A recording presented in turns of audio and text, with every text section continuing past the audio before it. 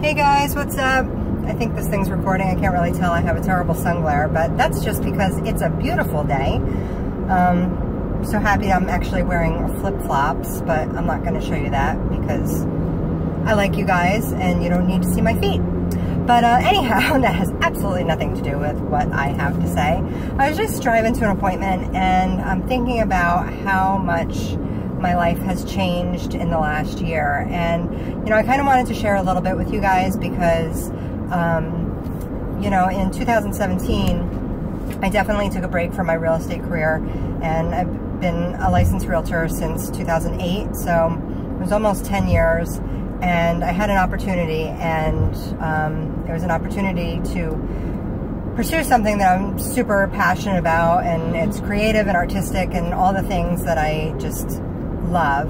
And I just decided to go for it. So I stepped away from real estate for a little bit, and I was pursuing my passion, and it was amazing. Honestly, 2017 was, it was really great for me. All the changes that I made, all the things that I did, it was completely worth it. And if I had to do it all over again, I wouldn't change a thing. So anyway, so that being said, as you may or may not know, in January 8th, actually, my mom got really sick and ended up in the hospital. And she was lucky to come out.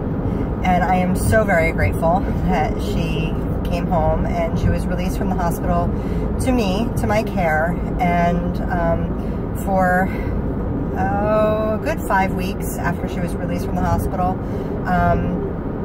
we had visiting nurses regularly, physical therapists, all sorts of things, all sorts of people coming to help her, and I was taking care of her and just doing all the things. And she came out of the hospital. She has stage 4 COPD, and you know, it's the end of COPD, really. It's kind of, anyway, it's the end stage of COPD. So with each flare-up of COPD, it progresses the disease further. So you have a flare-up, and now you're suddenly having more difficulty and more struggles just doing all the things that you used to do. And it's hard. So, I mean, it makes things like simple things that we take for granted, like just getting dressed in the morning and taking a shower and preparing our breakfast and pouring a cup of coffee. These things become seemingly impossible, and actually pretty much impossible to do on your own.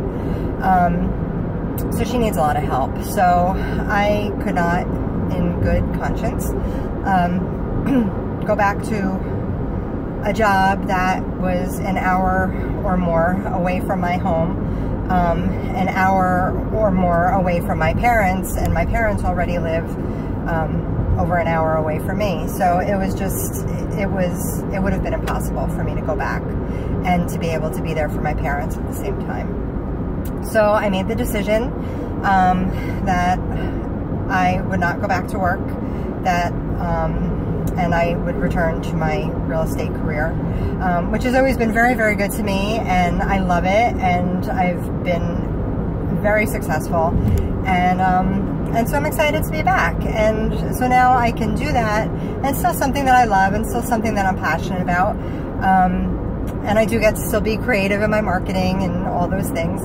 But the thing that's really interesting, and the thing that I'm really super excited about, when I went back to visual merchandising, which is completely different from real estate. Obviously, it's like a whole nother world. But the thing about it, it would seem like it has absolutely nothing to do with real estate, but in actuality, it almost has everything to do with real estate, because visual merchandising is historically a young person's job. It's a lot of young, creative people.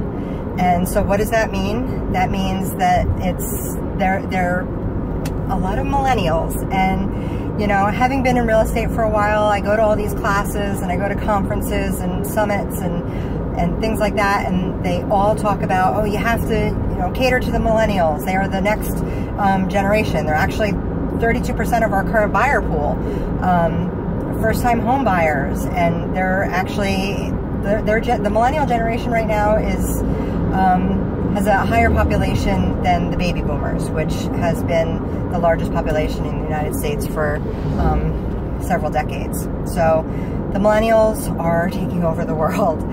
And so you can learn about all these things and how they're very tech savvy, and, you know, they want to text message, and, you know, you have to cater to the millennials, but you can't really understand the millennials unless you actually really get to know them. So that's been a tremendous benefit to me, and I'm gonna sound like such an old fart right now, but I'm sorry guys, my fellow Gen Xers, we're old, okay? We're not the young ones anymore.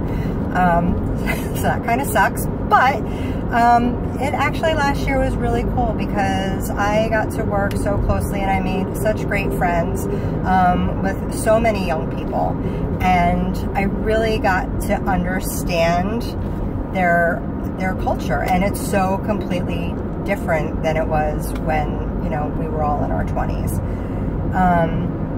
So I'm actually really excited for that because I feel like I've done a year's worth of market research, just not necessarily researching real estate itself, but researching who my prospective clients are, and I get it. And I'm so excited because I have a completely different outlook now than I did before.